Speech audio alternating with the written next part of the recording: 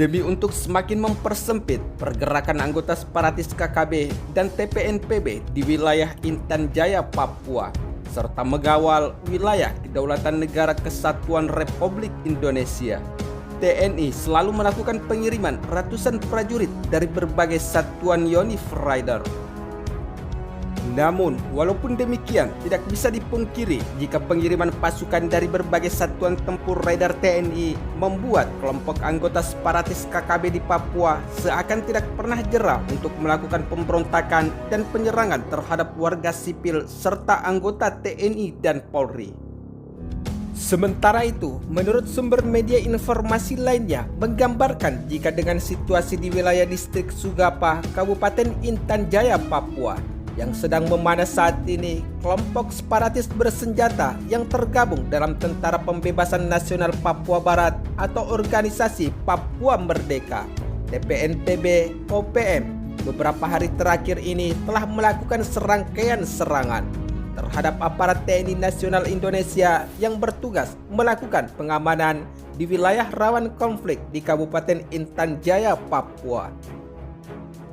Bahkan yang terbaru, kelompok OPM yang dipimpin Panglima Kodam 8 Intan Jaya yaitu Sabianus Suakar dikabarkan telah menantang TNI untuk melakukan perang terbuka anggota gabungan TNI Polri di wilayah yang telah ditentukan oleh mereka. Hal itu diperkuat dengan sumber media informasi terkait yang dilansir oleh Viva Militer pada Rabu 17 Februari 2021. Jika surat deklarasi atau ajakan perang yang ditujukan kepada TNI dan Polri tersebut ditulis tangan dengan tinta warna biru oleh pimpinan anggota separatis TPNPB OPM.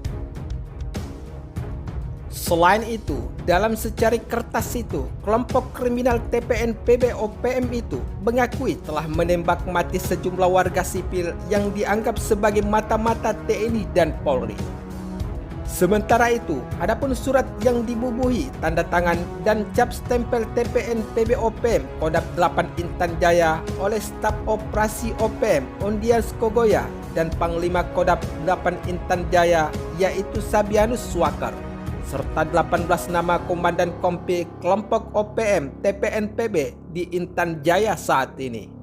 Mereka meminta agar aparat TNI dan Polri keluar dan mendatangi Bandara Sugapa Lama yang disebut mereka sebagai lokasi untuk berperang secara terbuka melawan TNI dan Polri.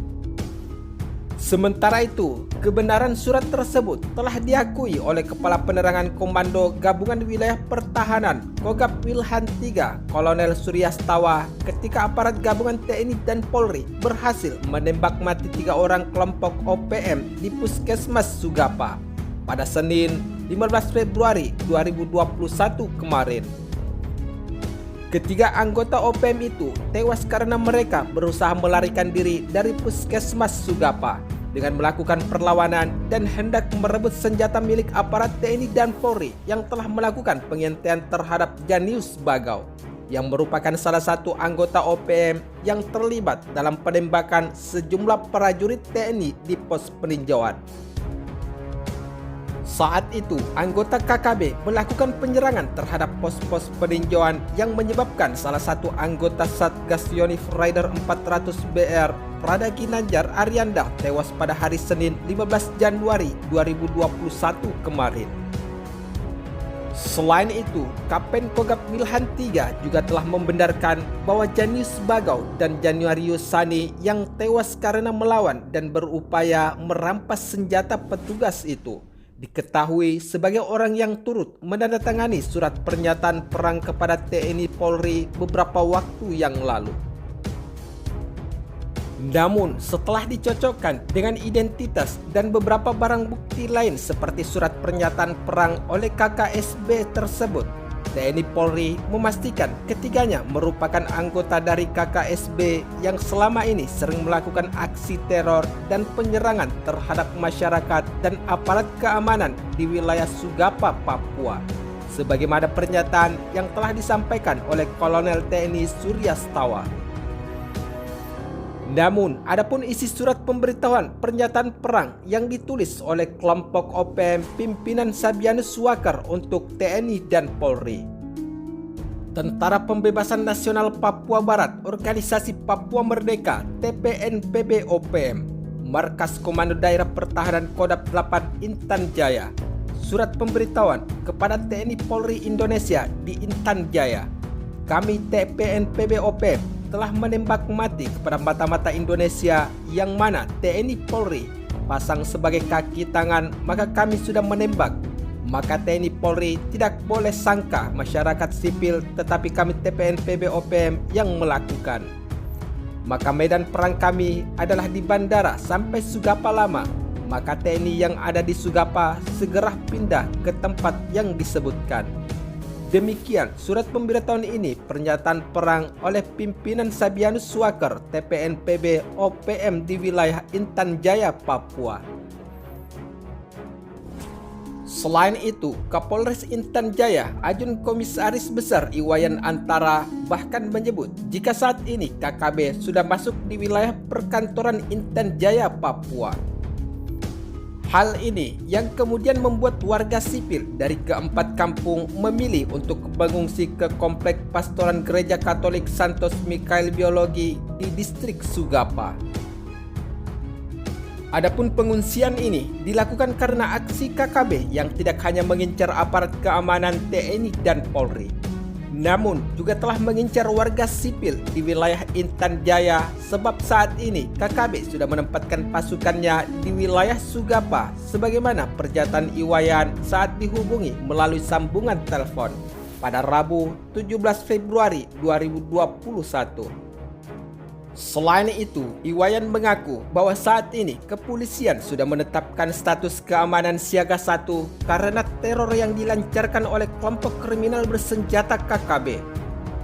Sementara itu, pihak keamanan telah meminta agar warga sipil setempat untuk tidak lagi beraktivitas pada pukul 17.00 WIT wilayah Indonesia Timur.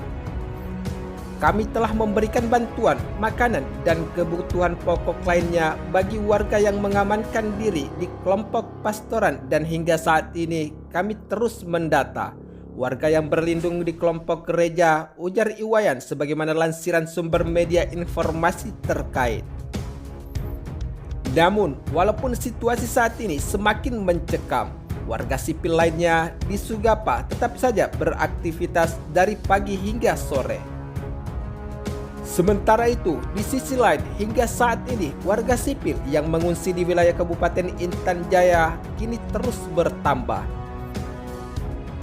Berdasarkan sumber informasi dari pihak TNI, jika saat ini tercatat sejak Senin 15 Februari 2021, jumlah pengungsi warga sipil dari wilayah Intan Jaya, Papua telah mencapai sekitar 1.000 orang di wilayah sekitar distrik Sugapa.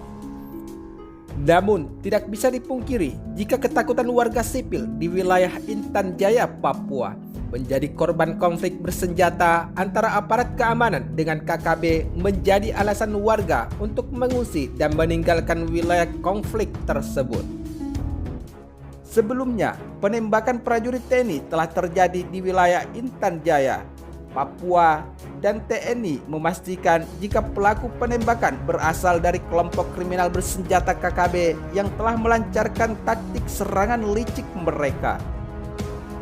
Selain itu, Panglima Kodam 17 Cendrawasih, Majen TNI Ignatius Yogo Triyono mengatakan jika korban penembakan adalah Praka Hendra Sipayung yang tergabung dalam Satuan Tugas Aparat Teritorial Satgas Apter di Kampung Mamba, Distrik Sugapa, Kabupaten Intan Jaya pada Jumat 17 Februari sekitar pukul 15.15 WIT di wilayah Papua saat itu.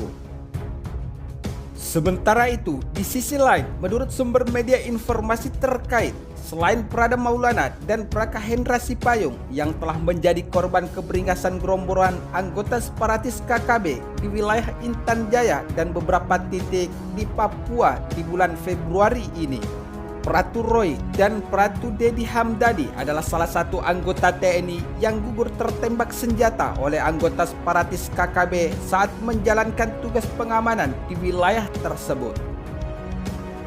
Berdasarkan hal itu, menurut catatan sumber media informasi terkait, Sejak di awal Januari tahun 2021 hingga bulan Februari, anggota separatis KKB telah membuat 4 orang anggota TNI menjadi korban dan 1 orang warga masyarakat sipil Papua telah menjadi korban penikaman oleh anggota separatis KKB, yaitu tepatnya di wilayah Intan Jaya, Papua pada 9 Februari 2021 kemarin.